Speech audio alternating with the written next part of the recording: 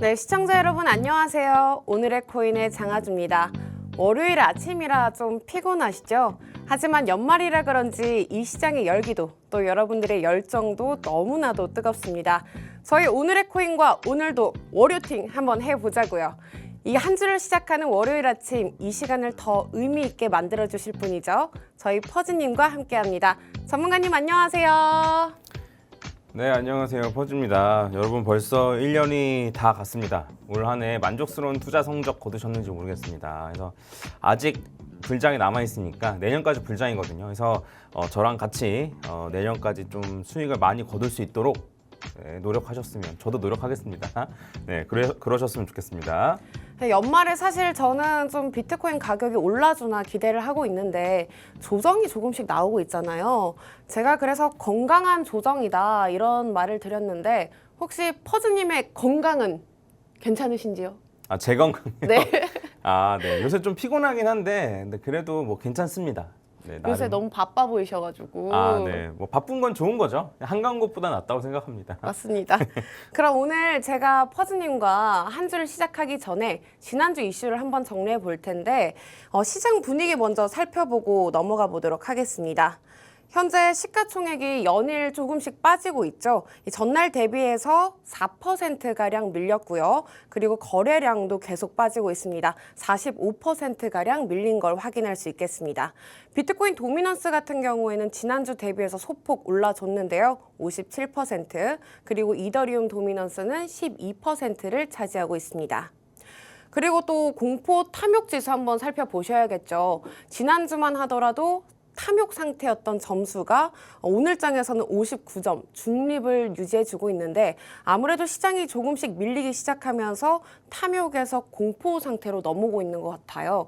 저도 제 공포 탐욕 지수를 만약에 점수로 환산하자면 요 정도 되는 것 같아요, 퍼즈님. 더 낫지 않나요? 더 공포스럽지 않나요? 지금? 한 52점? 52점? 네. 아, 네. 그래도 50보다 높네요. 맞아요. 중립인 거죠? 중립이에요, 아, 네. 지금 딱. 그래서 저희가 잠시 후에 이슈 시간에 더 자세히 짚어드릴 텐데 비트코인 이더리움 ETF 순 유입량을 한번 살펴보실게요.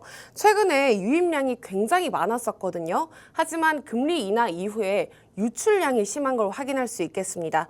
특히 금리 인하 이후에 12월 19일 날짜로는 9만 2천까지 빠지면서 6억 7천만 달러, 한화로 9,700억 원 정도 유출됐는데 과연 또 이게 시장에 어떤 영향을 줬을지 잠시 후에 짚어보도록 하겠습니다. 그리고 또 지난주 이슈 키워드 한번 살펴보셔야겠죠. 한 주라도 정말 조용히 지나가는 날이 없는 것 같은데 이 첫 번째 키워드는 파월 쇼크, 매파적인 점도표, 그리고 두 번째 이슈는 비트코인과 이더리움의 결합 ETF, 세 번째는 MSTR에 관한 루머가 하나 나왔습니다. 또 네 번째 키워드는 비트코인 ETF 관련해서 유출을 한번 알아보도록 할게요. 네, 첫 번째 이슈는요. 파월 쇼크, 시장은 그야말로 충격 그 자체였습니다. 이 매파적인 점도표 또 그리고 매파적인 금리 전망이 나오면서 이 시장이 전체적으로 하방 압력을 받았었죠. 특히나 3일 전까지 비트코인 가격이 9만 2천 달러까지 하회하기도 했습니다. 저 왼쪽에 적힌 글이요. 제가 적은 게 아니라 쟁글 리포트 글의 실제로 제목이었어요. 파월 오빠 우리 좋았잖아. 이럴 거면 그때 왜 나한테 잘해준 거야. 좀 더 감정을 실어야 되는 거 아닌가요? 저 이거 시키면 진짜 잘해요. 한번 해주세요. 정말요? 네네. 파울 오빠, 우리 좋았잖아. 이럴 거면 그때 왜 나한테 잘해준 거야? 어떤가요? 네, 약간 아련한 느낌이. 네, 기획사분들 연락 주세요. 네. 농담이에요. 저 팍스에 뼈를 묻을 겁니다. 네.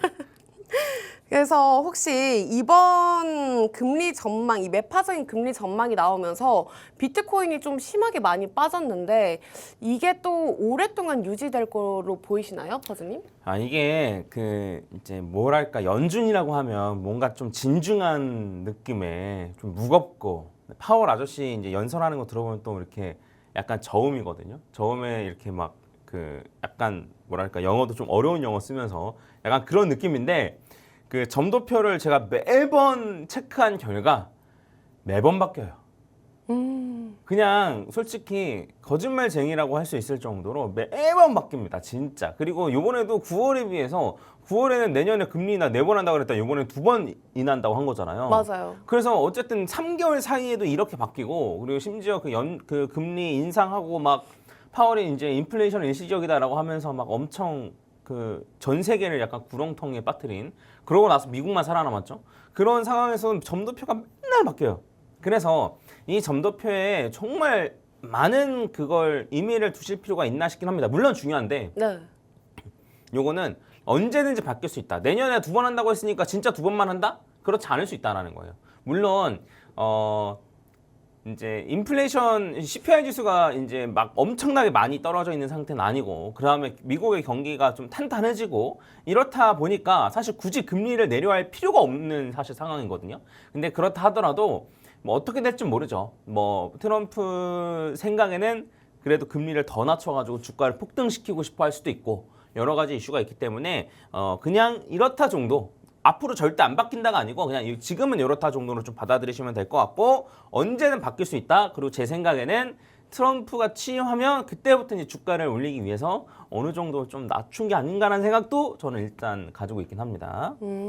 1월에 금리 동결 가능성이 시장에서 90% 이상으로 보고 있다던데 이번에 1월에는 동결 가능성이 좀 큰 거죠? 그렇죠. 동결 가능성이 큰데 이것도 패드워치를 보신 분들은 아시겠지만 매번 바뀌어요. 맞아요. 네, 계속 바뀌기 때문에 조금 더 지켜볼 필요는 있을 것 같습니다. 근데 한 번 정도는 동결하고 그러면 어쨌든 1월에 동결하면은 또 낮아질 가능성이 높잖아요. 금리가 달러 인덱스가 낮아질 가능성이 좀 높으니까 그럼 달러 인덱스가 높아지겠죠. 죄송합니다. 네.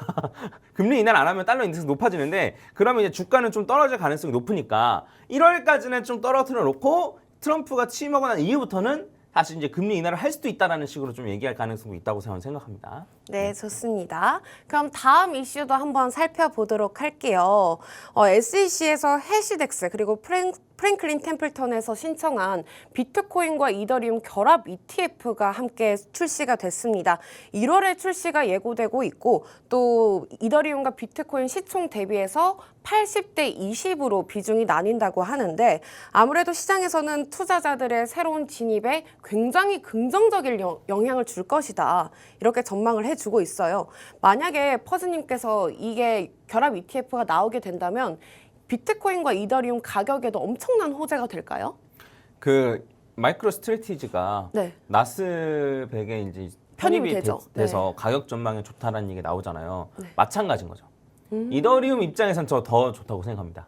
비트코인 입장에서도 물론 나쁘지 않겠지만 오히려 이더리움 입장에서 더 좋지 않을까. 그러니까 비트코인 현물 ETF만 사던 사람들이 이더리움도 껴있는 거 그냥 사볼까? 라는 생각을 하게 되는 경우가 많을 테고 그다음에 현물 ETF가 사실 뭐 이제는 솔라나랑 리플 정도가 이제 가능성이 높다라고 지금 나와 있는데 걔네들이 나오면 걔네들도 같이 편입시키는 네. 그러한 ETF가 나올 가능성이 높거든요. 그래서 우리가 이제 그 미국에 살 때는 뭐 QQQ나 그러니까 나스닥에 추정하는 상품이나 안 그러면 S&P에 추정하는 상품을 사듯이 이제 요 코인 쪽 ETF를 사시는 분들도 약간 이런 지수나 안 그러면 이런 느낌을 내는 거죠. 지수 같은 느낌을 좀 내는 거죠. 그래서 네. 접근성도 일단 너무나 좋아지는 거고 상품이 다양해지면 그만큼 사람들이 더 많이 들어올 수 있는 거고 왜냐하면 이더리움 현물 ETF만 사기에는 약간 부담되는 게 있을 수도 있거든요. 맞아요. 네. 스테이킹도 그렇고. 네, 그러니까 비트코인 현물 ETF 사는 거는 좀 누구나 다 하니까 많은 회사들이 하고 있으니까 그나마 좀 나은데 그래서 그런 사람들 입장에서는 이러한 게 충분한 선택지가 될 수 있고 저는 비트코인보다는 이더리움한테 조금 더 좋다. 물론 8대2라고 하더라도 네, 저는 일단 이렇게 생각하고 있습니다. 저도 좀 이게 나오면 한번 사보고 싶은 생각이 들긴 합니다. 네, 세 번째 이슈 한번 넘어가 보도록 할게요. 또 최근에 MSTR이 가장 마감이 또 10% 이상 급등하기도 했었죠. 이 마이크로 스트래티지가 우리 시장에 정말 긍정적인 영향을 많이 줬었는데 비트코인 가격이 오르더라도 마이클 세일러는 꾸준하게 매수를 하겠다. 이런 입장을 밝히기도 했었습니다. 하지만 최근에 1월부터는 매입이 중단될 거다. 이런 루머가 또 확산이 되고 있어요. 이 최근 신규 전환사채 발행이 불가능한 블랙아웃 기간에 들어가면서 비트코인 매입 자금을 더 이상 융통할 수 없기 때문에 마이클 셀러가 아마 공격적인 매수가 이전보다는 좀 줄어들 거다라는 전망이 나오고 있습니다. 확실히 이 소식에 마이클 셀러의 이런 매입 전략에 좀 의존했던 투자자 같은 경우에는 굉장히 당황스러울 만한 루머인데 이 루머가 진짜라면 비트코인이 1월에 더 떨어질 수도 있을까요, 퍼즈님? 아, 일단은 그 MSTR이 제가 확인해 본 결과 네. 지난주 말쯤에 산 것 같아요, 한 번 더. 네, 곧 기사가 나올 것 같은데. 네. 네. 지난 주말에요? 네, 한 금요일쯤 네. 반등했을 때 있잖아요. 네네. 그때쯤 산 것 같습니다. 네, 그래서 온체인 데이터를 분석하시는 분 얘기를 보니까 어느 정도 신빙성이 있는 것 같아서 어쨌든 한번 산 것 같은데, 근데 1월부터 매입 중단이라고 이제 자극적으로 저기 되어 있지만 그 보면은 이제 블랙아웃 기간이어가지고 그냥 1월부터 한 달 정도 못 한다 이게 다예요. 아, 1월부터 한 달만 못 한다는 루머인가요? 물론 이 앞으로 이제 정책적으로 조금 바뀌거나 할 수는 있습니다만 네. 그냥 1월부터 한 달 정도 그냥 이제 뭐 블랙아웃 기간 해가지고 나스닥에 편입도 되고 하면서 여러저러의 이유 때문에 잠깐 멈춘다. 그때는 이제 뭐 새로 이제 뭐 그 실적 발표를 앞두고 뭐 조금 멈추는 기간이 있는데 그냥 그거 가지고 기사를 아주 자극적으로 재밌게 썼더라고요. 아, 그냥 기사가 언론 플레이가 그렇게 된 건가요? 네. 근데 이제 제 개인적인 의견을 좀 말씀드리면 네. 그 마이클 세일러가 이제 비트코인을 좀 사모으고 있는데 마이크로 스트래티지를 통해서 비트코인을 사모으고 있는데 지금 제가 계산을 해봤을 때는 지금은 문제가 없어요. 그러니까 이제 마이크로 스트래티지가 레버리지를 활용해가지고 비트코인을 사고 있거든요. 네. 그래서 갖고 있는 현금이나 이런 같은 소프트웨어 회사인데 그 이익을 가지고 비트코인을 사는 게 아니에요. 담보로. 네, 그냥 네. 그걸 담보라기보다는 그냥 회사채를 발행한다거나 안 그러면 그냥 진짜 대출을 받아 산다거나 안 그러면 이제 유상증자를 통해서 사게 되는데 네. 그러면 레버리지를 쓰는 거거든요. 물론 우리가 단순히 뭐 마진이나 이런 시장에서 레버리지를 쓰는 것과는 달라요. 다른데 어쨌든 레버리지를 쓰는 거기 때문에 사실 FTX가 망한 것도 결국 고객 돈을 가지고 레버리지를 써서 매매하다 망했고 네. 그다음에 그 셀시우스랑 리도 파이낸스 같은 경우에도 이제 이더리움이랑 뭐 ST 이더 같은 경우 그걸 활용해서 레버리지를 쓰다가 위험에 빠진 거거든요. 그리고 네. 비트코인 가격이 오를 땐 괜찮은데 그럼 떨어지면 엄청난 리스크를 지게 되는 거 아니에요? 맞아요. 서브프라임 모기지론 사태도 마찬가지예요. 네. 그것도 레버리지를 활용하다가 그렇게 된 거거든요. 그러니까 그냥 올라가기만 할 때는 문제가 없어요. 근데 이제 떨어질 때 얼마나 위험하냐 인 건데 지금은 떨어져도 문제가 없다의 관점이에요. 저도. 지금 평단, 지금 마이크로 스트래티지 비트코인 평단 이런 거는 문제가 없는데 근데 문제는 뭐냐면 그 마이클 셀러가 비트코인 가격이 오르면 더 비싼 가격에 더 많이 사요. 네. 추가 매수를 계속 한다는 네. 말씀이시죠? 그래서 저는 정리식처럼 뭐 계속 뭐 100억이면 100억 정도로 계속 꾸준히 사는 줄 알았는데 근데 그게 아니고 높은 가격에 더 많이 사서 평단가가 계속 높아진단 말이에요. 그래서 이렇게 계속 높아지는 상황이면 저는 오히려 위험하다라고 생각하거든요. 마이클 셀러는 비트코인 가격이 훨씬 높아질 거라고 기대하고 계속 지금 더 많이 사는 건가요? 네, 뭐 그게 맞는데 근데 제 개인적인 생각으로는 그래도 적립식으로 똑같은 금액으로만 사면 저는 문제 없다고 생각하는데 네. 문제는 높은 가격에 더 많은 금액으로 산다. 그러니까 개미들이 흔히 물리는 패턴이 이런 패턴이거든요. 아시겠지만. 네. 그러니까 낮은 가격에 조금 샀는데 너무 많이 오르네? 그럼 돈 더 넣을까? 더 많이 오르네? 돈 더 넣을까? 더 많이 넣을까? 내가 이 100만 원밖에 안 넣었는데 이걸 1000만 원 넣었으면 이게 얼마야? 이런 생각 하게 되잖아요. 그래서 그 더 많이 높은 가격에 더 많이 넣게 되고 그러면 생각보다 평단가가 많이 올라옵니다. 네, 그런 효과를 지금 내고 있어서 개인적으로는 마이클 세일러가 더 이상 마이크로 스트래티지가 더 이상 비트코인을 안 사는 것도 전 나쁘지 않다고 생각해요. 물론 얘가 이제 살 때마다 비트코인 가격이 오른 건 맞아요. 근데 이게 얘가 안 사더라도 비트코인 가격은 계속 오를 겁니다. 그래서 요 코인 시장의 리스크를 좀 주기보다는 좀 이제는 매수를 좀 덜해도 혹은 매수를 하고 싶다면 높은 가격에 더 많이 사는 게 아니고 적립식으로 일정 금액으로 한 3달에 한 번씩 꾸준히 약간 차라리 이런 식으로 하면 어떨까라고 좀 생각을 하고 있어요. 그럼 MSTR이 1월부터 비트코인 매입을 중단하더라도 그렇게 악재로 다가오진 않는단 말씀이시네요? 저는 만약에 안 사면 오히려 호재일 것이다. 호재까지는 아니겠지만 더 높이 올라가는 건 방해가 될 수는 있겠지만 하락장에 많이 떨어지는 이 리스크 이런 걸 좀 줄이는 거라서 저는 나쁘진 않다라고 생각하고 있습니다. 제가 또 기회가 된다면 마이클 세일러 형님한테 저희 적립식 매수 링크를 한번 보내드리도록 하겠습니다. 아, 네. 네, 네 번째 이슈 한번 넘어가 보도록 할게요. 저희가 또 아까 전에 비트코인과 이더리움 ETF 유입량 지표를 한번 살펴보셨죠. 금리 인하 이후에 비트코인이 계속해서 하방 압력을 높여가고 있는데 특히 6억 7천만 달러 기록적인 유출세를 보이기도 했습니다. 이 사상 최고치라고 하죠. 그동안 정말 꾸준하게 유입을 보이던 비트코인이었는데 이게 또 가격에 한 번에 많이 빠지면서 비트코인이 많이 유출이 된 건가요, 버즈님? 네, 뭐 그렇다고 봐야겠죠. 네, 근데 이제 제가 많이 유출이라고 해서 사실 저도 자료를 지금 좀 준비를 해왔는데 이걸 네. 좀 같이 뭐 보면 좋을 것 같긴 한데 아까도 이제 요 그래프 같은 거 보여주셨잖아요. 네. 그 유출 유입 뭐 그래프 같은 거를 좀 보여주셨었는데 그게 약간 조금 뭐 이상하게 보이는 건지 유출된 게 유독 더 많아 보이긴 하더라고요. 네.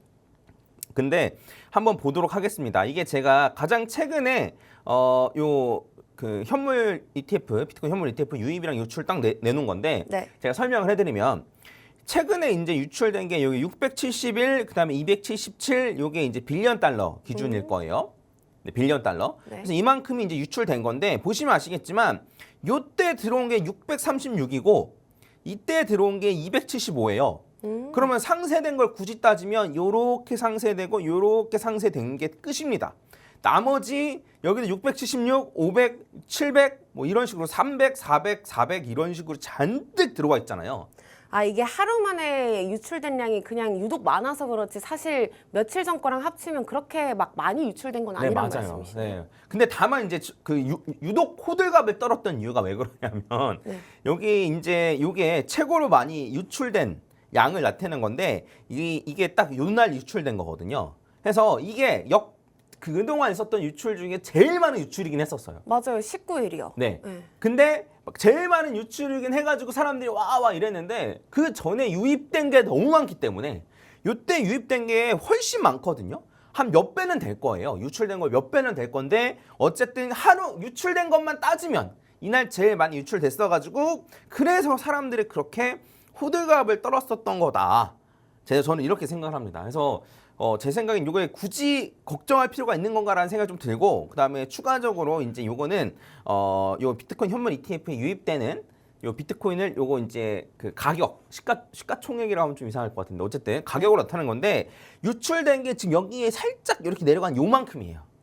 요만큼 내려간 거예요. 마지막에 꼭지에서 살짝 내려온 거 말씀하시는 거죠? 네, 맞아요. 요만큼 내려간 거예요. 그래서 이제 요거를 우리가 정말 그렇게 막 너무 무서워할 정도로 말할 필요가 있을 것이냐라고 생각을 하면 저는 아닐 것 같거든요. 물론 사람들의 생각은 다 다르겠지만. 왜냐하면 비트코인 역대 사상 최고치 유출 막 이렇게 기사가 자꾸 나오다 보니까 기관들이 이 시장에 대한 믿음이 분명히 있을 텐데 내다 던지나? 이런 걱정도 되고 그럼 유출이 한번 시작되면 계속 유출이 되는 거 아닌가라는 생각이 들어요. 그래서 제가 그 구독자를 많이 못 샀나 봐요. 그러니까 제가 만약에 기사를 쓴다면 뭐 유출이 됐지만 뭐 크게 신경 쓸 만한 정도는 아니야라고 기사를 썼을 것 같아요. 근데 그러면 아무도 안 받겠죠. 네. 네, 그래서 역대 최대 유출 약간 이런 식으로 기사를 썼었어야 되는 건데 그래서 그러한 측면으로 봐주시면 저 문제가 없지 않을까라고 생각을 하고 요때 요 현물 ETF가 이제 승인되자마자 이제 이렇게 된 건데. 제가 그 해당 기간 동안의 비트코인 차트를 좀 가지고 왔습니다. 그래서 보시면 요때가 현물 ETF 기대감을 올라갔고 일단은 좀 떨어진 다음에 요렇게 움직였거든요. 네. 네. 해서 보면은 현물 ETF 유입과 차트가 어느 정도는 좀 유사하다고 보여져요. 비슷해 보여요. 네. 해서 현물 ETF 같은 경우에는 올라가서 쭉 우상향하면서 오긴 했지만 어쨌든 이때 횡보였고 그다음에 이제 이렇게 급격하게 올랐고 그다음에 요 비트코인 차트 같은 경우에도 얘는 올라갔다가 물론 아래로 이렇게 하락 행보를 했지만 요때 또 급격하게 올라갔고 그래서 현물 ETF가 어쨌든 비트코인 가격에 영향을 끼친다라는 건 부정할 수 없을 것 같습니다. 저런 걸 보면 그냥 이 가격 같은 경우에는 기관들이 정하는 느낌인데 맞아요?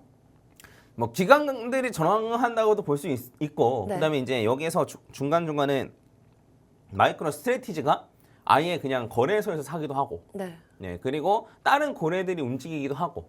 네, 근데 이제 사실 좀 소재로 쓰기 좋은 거죠. 현물 ETF라고 한다면 현물 ETF로 유입이 많이 된다고 하면 그걸 기점으로 좀 많이 올리고 그다음에 유출된다고 하면은 그걸 기점으로 좀 많이 떨어뜨리고 이렇게 편기 삼기 좋아서 어쨌든 전 이렇다라고 생각하는데 그렇다고 해서 기간이 무조건 다 근데 기간이라고 하는 것도 웃긴 게 그 비트코인 현물 ETF도 결국 다 개미예요. 네. 아시죠? 네. ETF를 사는 사람들 물론 기관도 있고 회사도 있고 하지만 결국에는 이제 많은 개미들이 좀 모인 거라고 생각하면 되기 때문에 결국에는 기관이 사서 그렇다라기보다는 결국에는 이제 개미들의 심리에 따라서 좀 달라진다 정도로 보시면 될 것 같고 그리고 어쨌든 현물 ETF가 어느 정도 영향을 끼치기 때문에 저희가 현물 ETF의 유출이랑 유입을 좀 주의 깊게 볼 필요가 있지만 아까 전에 제가 보여드렸던 것처럼 유출이라고 하는데 그전에는 얼마나 유입됐고 네. 그 이후에는 얼마나 유출됐고 이런 것들을 좀 잘 살펴볼 필요가 있다는 거죠. 요렇게 딱 보니까 사실 별거 아니죠. 네. 네, 그래서 요만큼 유출된 건데 물론 며칠 더 유출될 수 있겠지만 유출된다 한들 유입된 거에 비하면 사실 많지 않단 말이에요. 네, 좀 더 안심이 되는 것 같아요. 네, 그래서 말씀하세요. 비트코인 좀 이틀 전만, 3일 전만 하더라도 많이 빠졌다가 지금 살짝 올라와 줬는데 이 산타 랠리가 올까요? 한번 차트 비트코인 잠깐 보실 수 있을까요? 비트코인 차트요? 네. 네. 왜냐면 지금쯤 되게 궁금해하실 분들이 너무 많으실 것 같아가지고. 네, 한번 같이 그럼 보도록 하겠습니다. 잠깐만 볼게요. 그래서 나중에 아마 또 다뤄드릴 일이 있을 것 같은데 네. 일단은 볼린저 밴드 중심선을 일단 뚫고 떨어졌고 네, 그 다음에 하단선을 일단 터치를 했습니다. 그래서 뭐 그나마 좀 다행이라고 볼 수 있을 것 같긴 한데 이제부터는 또 중요한 건 뭐냐면 중심선을 뚫고 올라가 주는 게 중요해요. 네, 올라가 주는 게 중요하고 저 볼린저 밴드 하단으로 떨어지면 어떻게 되는 거예요? 그러면 추가적인 하락을 좀 예상을 해볼 수 있겠죠. 네, 그래서 결국에는 이제는 좀 중심선을 뚫고 올라가 주는 게 더 중요해졌다라고 보시면 될 것 같고, 근데 이제 조금 더 말씀드리면은 그 불장일 때는 이제 주봉 볼린저 밴드를 타고 올라가는 경우가 꽤 많거든요. 그래서 예시를 들어서 좀 설명드리면은 20주 이동 평균선. 그래서 얘가 이제 20주 이동평 이쪽 여기 가운데 선 20주 이동평균선인데 20주 이동평균선에서 타고 올라간다거나 네. 그리고 지난번 2017년도 같은 경우에도 20주 이동평균선에서 계속 지지받으면서 올라갔었거든요. 그래서 20주 이동평균선만 사실 지켜주면서 올라가도 큰 문제 없다라고 생각할 수 있는데 20주 이동평균선은 지금 요 아래에 있어요. 지금 한 8만 정도의 위치에 있습니다. 그래서 물론 추가적으로 더 떨어질 수 있습니다만 네. 그렇다고 해서 추세가 꺾인 거냐고 물어보시면 저는 여전히 꺾인 건 아니다. 네, 그래서 물론 덜 떨어지는 비트코인으로 갖고 있거나 아니면은 이제 현금으로 갖고 있었으면 좋았겠지만 네. 근데 생각해 보면 현금이 많으신 분들 같은 경우는 아마 이런 데서 파셨을 가능성이 높거든요. 네, 그래서 그러신 분들은 아직 내가 판 가격까지 못 온 걸 수도 있어요. 그래서 이런 걸 생각해 봤을 때는 과연 이게 이득일까? 아직 그럼 매수를 안 들어갈 수도 있겠네요. 네, 그렇죠. 그래서 내가 판 가격까지 오면 사야지 했는데 기다리는데 내가 판 가격까지 안 오고 올라갈 수도 있고. 그래서 과연 적절할 때 익절을 하는 것이 불장에서 맞을 것이냐? 안 그러면 그냥 어차피 올라간다라고 생각하면 그냥 이 정도 하락은 감수하고 가져가는 게 더 이득일 것이냐, 이것도 한번 진지하게 생각해 보시면 좋을 것 같습니다. 네, 좋습니다. 이번 주에 또 주요 일정 간단히 짚어보도록 할게요. 오늘 밤에는 소비자 신뢰 지수, 그리고 내일 모레는 신규 주택 판매가 남아 있습니다. 이 목요일 같은 경우에는 신규 실업수당 청구 건수도 남아 있죠. 아무래도 1월에 금리 동결 가능성이 시장에서 90% 이상 보고 있기 때문에 과연 굵직한 경제 지표를 앞두고 우리 시장이 어떤 출렁거림을 보일지도 한번 지켜봐 주셔야겠습니다. 오늘은 한 주를 또 이렇게 정리해보는 시간을 가져봤습니다. 최근에 우리 시장 많은 이슈가 있었죠. 최근에 금리 인하 이후에 계속해서 출렁거리는 우리 시장 속에서 내년에 다가오는 시장에 대한 믿음, 그리고 퍼즈님과 함께 매매 전략을 더 확고하게 챙겨주셔야겠습니다. 아쉽게도 저희가 준비한 시간은 여기까지입니다. 내일은 더 알찬 소식 들고 찾아오도록 하겠습니다. 아울러 본 방송에서 제공되는 정보는 투자 판단을 위한 제안일 뿐 해당 종목의 가치, 상승 하락은 보장하지 않는다는 점 참고 부탁드립니다. 오늘의 코인 시청해주신 여러분, 오늘도 고맙습니다. 다 같이 성투하세요.